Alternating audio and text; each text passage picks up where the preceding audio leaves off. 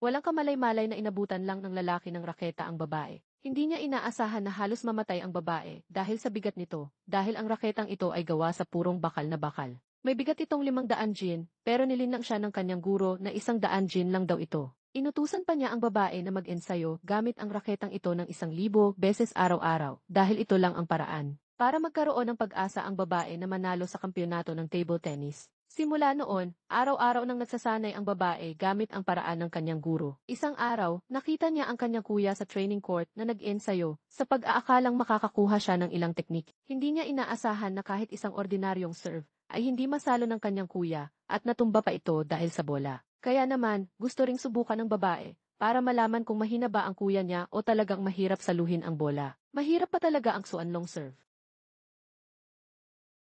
Agad niyang pinindot ang challenge button, kinuha ang raketa, umatras, at nang handa na.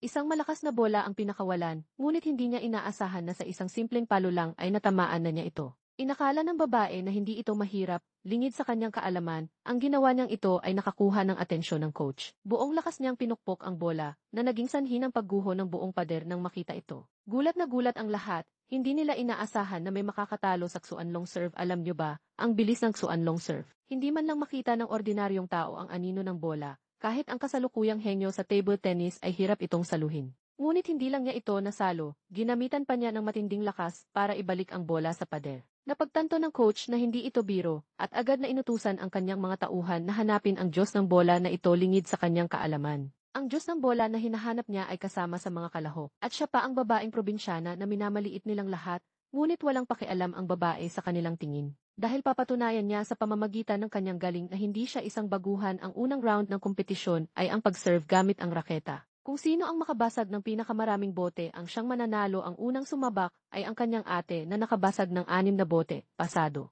Ang pangalawang sumabak ay ang kanyang kuya, itinapon niya ang bola gamit ang kamay at malakas na pinalo. Nakatama ng 9 na bote, mahusay ang resulta. Ang pangatlong sumabak ay ang kalaban. Kinuha niya ang bola, itinapon sa ere, kumuha ng puwersa sa kanang binti at malakas na pinalo. Hindi inaasahan na nakabasag siya ng 1-0 bote, ang pinakamataas na iskor sa ngayon. At ang huling sumabak ay ang babaeng may hawak na 500 G na raketa. Nakita ng lahat ang hirap ng babae sa paghawak ng raketa. Inakala nilang naparito lang siya para mapahiya at gaya ng inaasahan pagkatapos ng kanyang tira. Wala man lang siyang nabasag na bote. Nang makita ito, pinagtawanan ng lahat ang babae. Hindi nila namamalayan na ang raketang hawak ng babae ay may bigat na daan-daang gin hanggang sa ikalawang laban. Sinubok ang bilis ng pagsalo ng bola, napansin ng referee na kakaiba ang raketang hawak ng babae. Nang malapit nang matumba ang babae, agad na tumakbo ang referee para tulungan siya. Hindi niya inaasahan na mas mabigat pa sa